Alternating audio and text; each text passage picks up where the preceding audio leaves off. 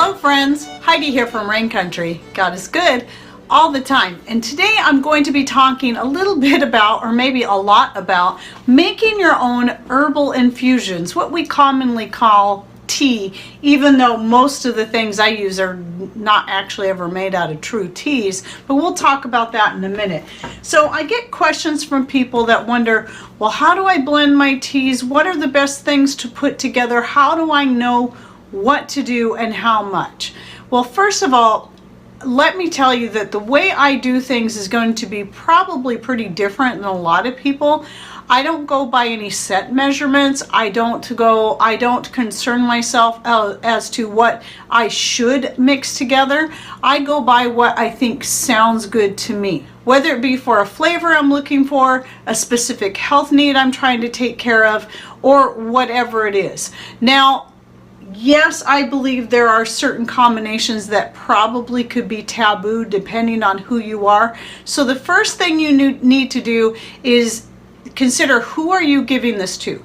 Is it going to be a child? Is it going to be a pregnant woman? Is it going to be someone with specific allergies? You know, whether that be yourself or anyone else. These are the things you have to keep in mind. Also, oh yes, and also any medications a person may be on. These are all things that are going to factor into what herbs you should and shouldn't use, or even how you combine them. Now for us, it's never been a concern. I've been making my own herbal blends for years and years, just putting together what I think sounds right at the time, and never had any issues, and have been pretty happy with most of the blends I come up with. Some of the blends I come up with are just trial and error, and I discover, okay, these things don't taste good together. But that's how I learn. I learn by simply doing. But again, the first thing you have to do is take in your various health needs, take those into mind first, and then do your own research and study on the various herbs that you are considering using. Or let's say maybe you have thyroid issues, allergies, or whatever it is. Maybe you're looking for herbs that will help with the allergies, but you want to make sure you don't get something that you're allergic to. All these things come into play depending on what it is, and I'll talk about some various combinations you might want to consider depending on the health needs or issues that you're trying to deal with. Now the next thing you need to do, besides being, you know, internet is so easy to be able to look up specific herbs or look up health issues. Let's say maybe you've got high blood pressure, though a lot of you already know my feelings about high blood pressure and how that comes into play. And I have a whole video on that you can check out if you like. I'll put it in a link down below. But anyway, there are herbs that will help with that. And so what you want to do is look up first. You type it into your browser, best herbs for high blood pressure, or best herbs for whatever health concern that you have. Do that first. Then break down the herbs and find out is it possible I may be allergic to any of these? Are these good? Are these safe for pregnant ladies? Are these safe for children? And just break it down according to each individual herb. So obviously when I have grandchildren someday, a lot of the herbal blends I make and syrups and stuff that I make for various health things, I may want to break these herbs down and find out, are these herbs safe for children, before I consider making them and administering them to any grandchildren I may have. So these are all things that I will definitely have to start considering, you know, for the future, however near that may be.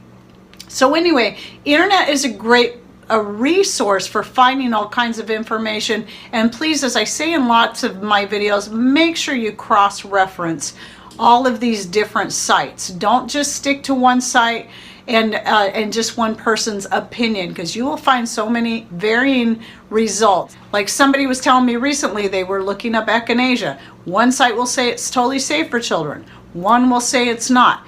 Then if you find conflicting data or information, then do more research and find the most reliable site that you think you can find, and then look at what that says. You really want to look at the true science, as well as combining that with real people who've actually used these things and have never had any problems with them. But then again, it will come back down to allergies. If a child is allergic to Echinacea or anything related to that plant, then obviously that's not going to be the choice for them.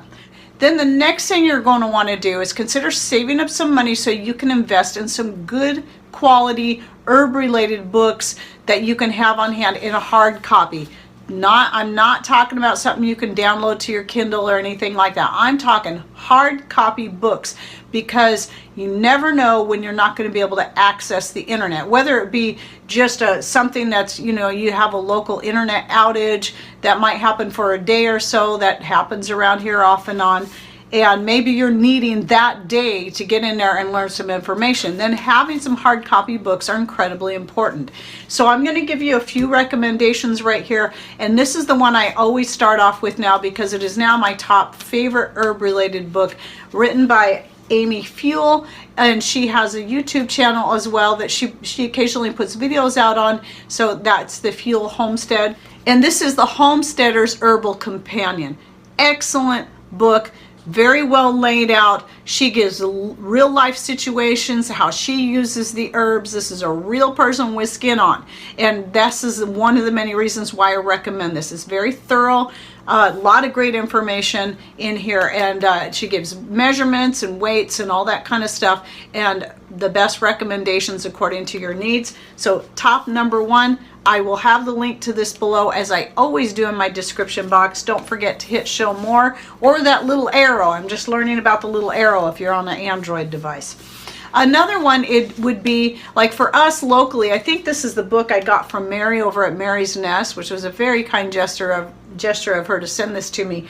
But finding a book on your local plants, so that would be covering anything that's going to go wild around your area, because that's going to be very helpful in both either finding out what you can grow in your garden because it already grows well in your area, or things that you can simply go forage. So for us, it's the Pacific Northwest Medicinal Plants. This is a great book, and with lots of great images and all that kind of stuff, so you can compare what's out there. It's always great to have a lot of images to be able to see. So depending on your location is going to depend on which book like this you're going to find. I will link to this particular book below, but you can probably go through that link and find more books, maybe even by the same company or author or whoever, that will be more to your general area. And then another one I really like, and I have found a couple of these at garage sales. This is the newer one I found at a garage sale. So I have two. I have one that was written in the 70s or put together in the 70s, and I think this one's from the 90s. And I don't know if they're still making new ones, but I'll link to this particular one below. So an illustrated encyclopedia. Now this one has both illustrations plus some color photographs in there. Well, you saw that kind of fly by there wherever it went. And so this is the Rodale's Illustrated Encyclopedia of Herbs. So another very thorough book, very well broken down. And like I said, I don't know if they make any more newer copies of this, but I still highly recommend this. And so I'll put the link to it on Amazon down below, because usually this will go with any of these books. You might go to the link and it will show you a brand new book, but also look, books are a great thing to get used, because most of the time you can get a really excellent book that has very little wear or writing. As long as all the pages are there and you can read it, that's what's important, and you can get really good prices on them going with the used ones. So look for that. So even if you go for a link for a brand new book, if you're wanting to save a little bit of money, then click on there in Amazon where it says, you know, used and new for, and it will give you the lowest price. And then make sure you check and see what the shipping is. But anyway, each book will also describe the condition it is in. So I've got a lot of really great books going that route, like the Charlotte Mason book and some various ones one on fermenting, and they're like brand new. And one of them, I think it was the fermenting one, even happened to have the autograph from the writer. So that was pretty cool. And then don't forget to check out garage sales. Like I said, this and the one that's even older than this, I got both of them at garage sales for like 50 cents a piece. That's going to usually be your very best deal. If you happen to have people around you that might be interested in herbs and doing garage sales, you might be able to find something like that in there. Okay, so I'm probably not going to talk about all of the herbs and spices I have out here. I just got a few things out, and this isn't even all of them. There's more back there on my shelf. These are the things I'm most likely to use on a regular basis. There's orange peel back there. I have marshmallow root, cinnamon sticks, and always look for Ceylon cinnamon.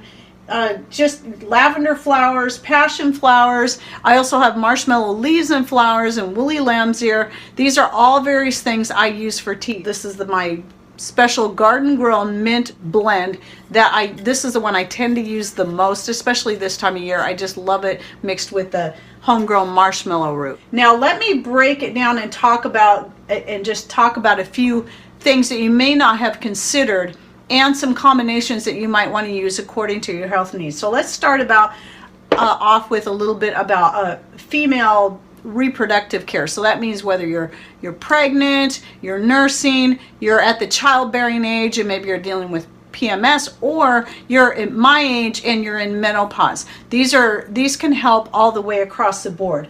And one of those would be, and I don't have everything out here, but would be red clover. You can make a tea with this by itself, mix it in with anything that you think sounds good, like your mints and stuff, a little ginger, a little cinnamon, just for the sake of flavor.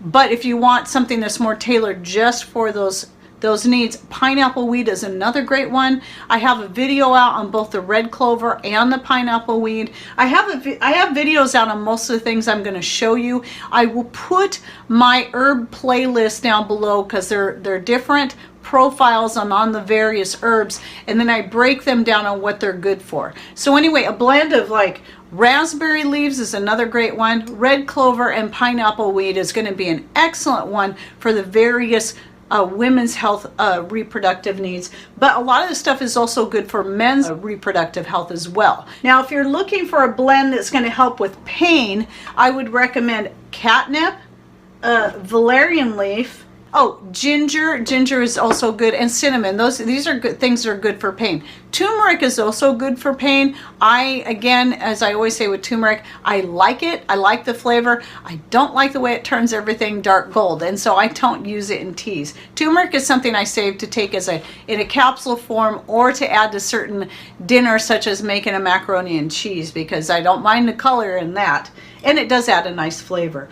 Anyway, so these are good ideas for pain. Now, I do have Feverfew. Feverfew is also excellent for pain, but I don't recommend making a tea out of it because of the flavor. Some will still drink it and don't mind, but it is very bitter. And I know Lisa Booker came up with her own combination of making a tea out of that actually, she said, was actually pretty good. But Feverfew is because it has such a strong bitter flavor, it tends to overpower anything else that you mix it with. So hopefully if she watches this video, she can put down below again what her blend was that she did that seemed to work really good for her. Echinacea was the other one I was going to recommend for pain, whether it be the root or the leaves and flowers.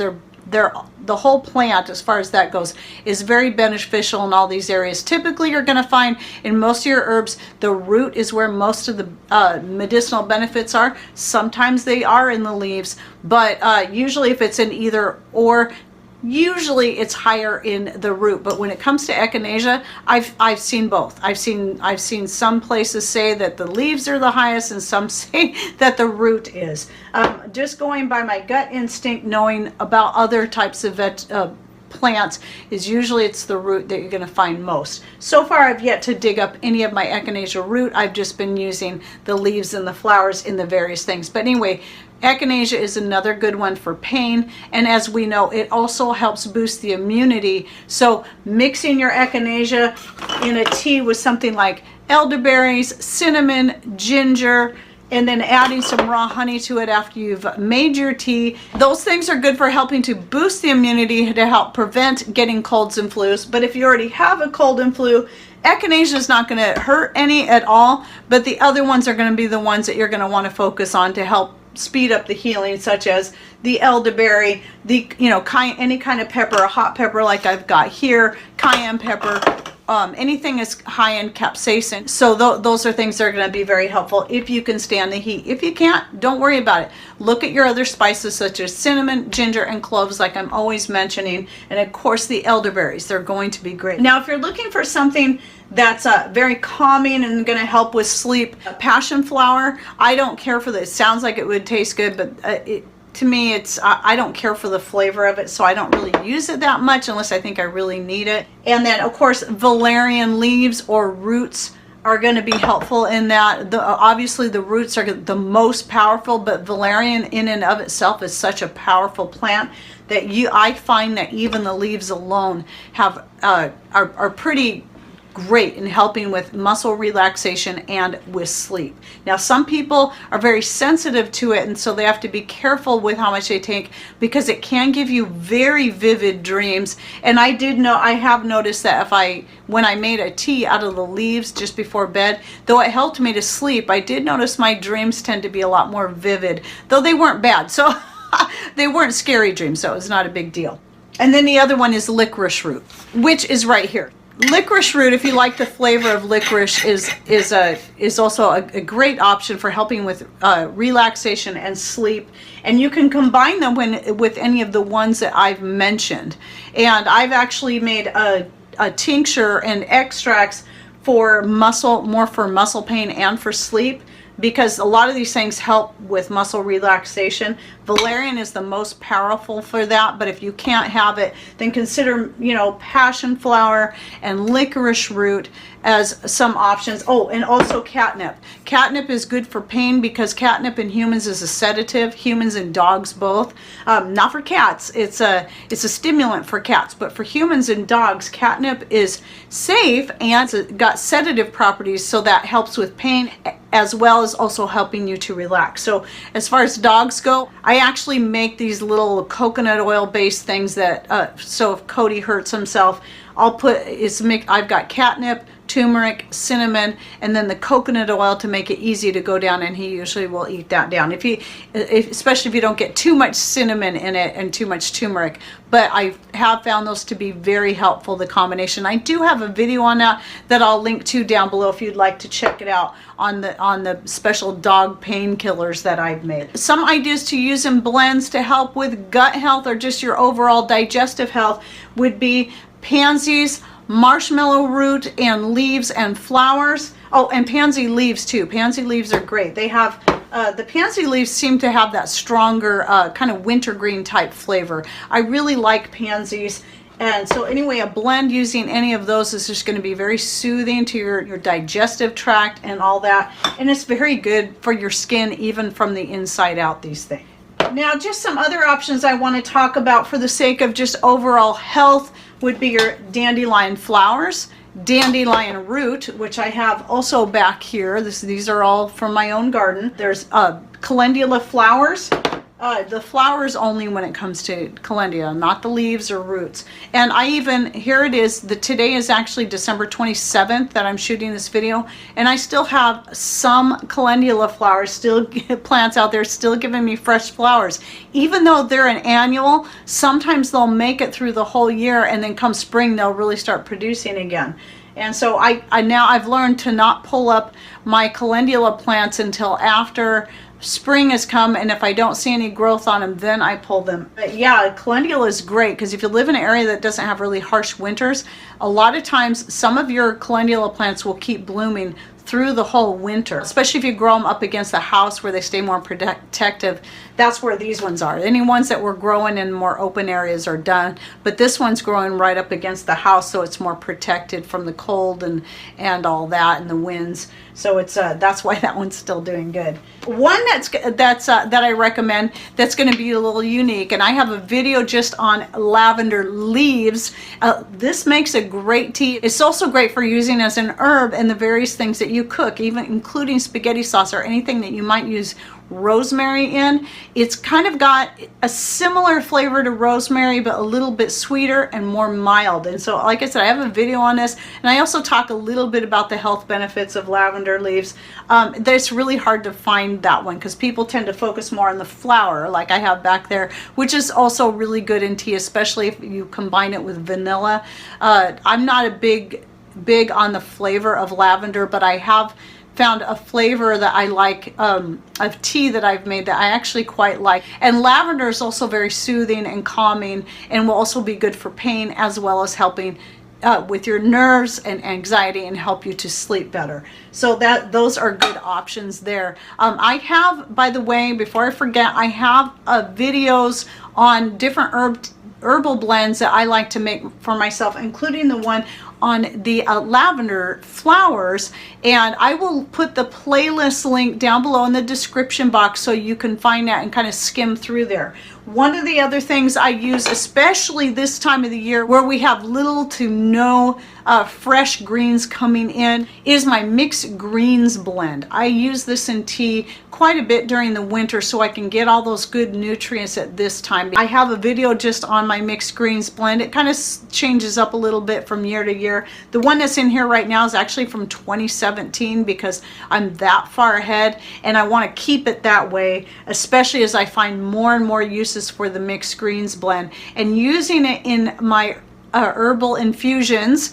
The difference is, again, tea, anything that's tea technically should come from the tea plant, which is the camellia plant.